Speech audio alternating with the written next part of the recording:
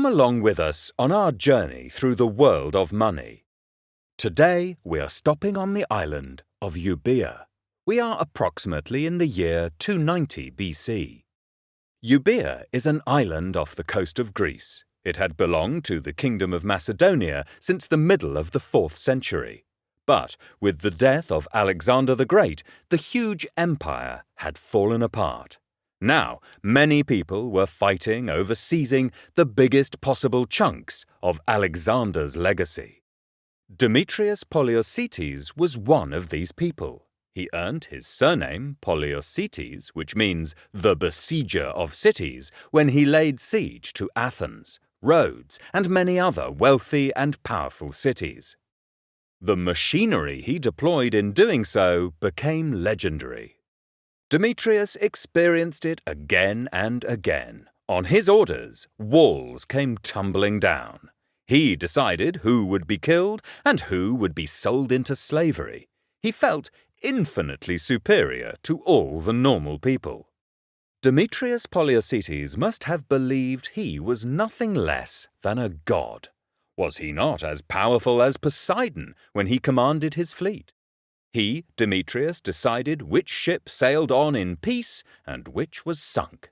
In Hellenistic Greece, someone like him was thought to be a divine hero, and so Demetrius associated himself with the Lord of the seas and the earthquakes, with Poseidon. There is evidence of a small bullhorn on his coins to show this relationship. It didn't matter what form an illustration of Demetrius took, there were always bullhorns incorporated into his magnificent head of hair. In ancient times, it was thought that the bull was the holy animal of the god Poseidon.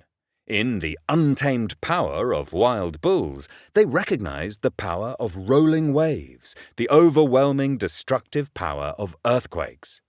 The roots of bullfighting reach far, far back into history.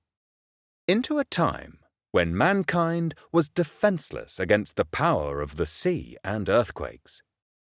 Maybe they believed they were buying the mercy of the ruler of the forces of nature by putting his holy animal, the bull, into the arena.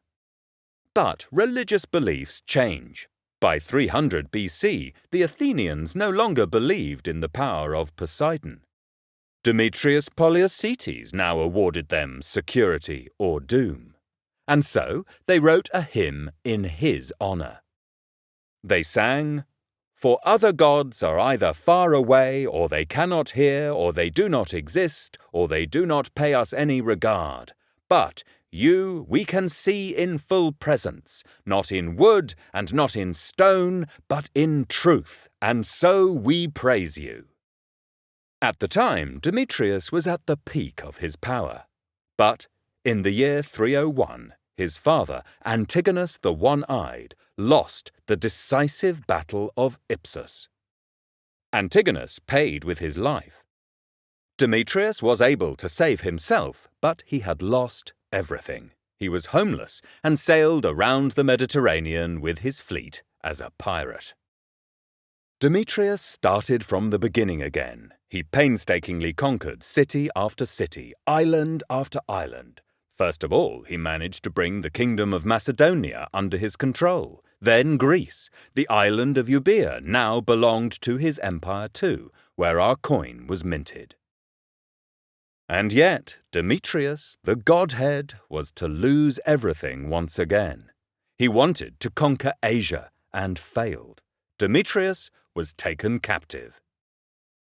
Even when they treated him with reverence, what was there left for him to do?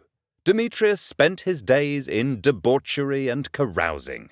His body went along with this for 3 years. Then he died, fat, bloated, and human, all too human. Thank you for listening, and you can find more podcasts about coins and money on the Sunflower Foundation webpage.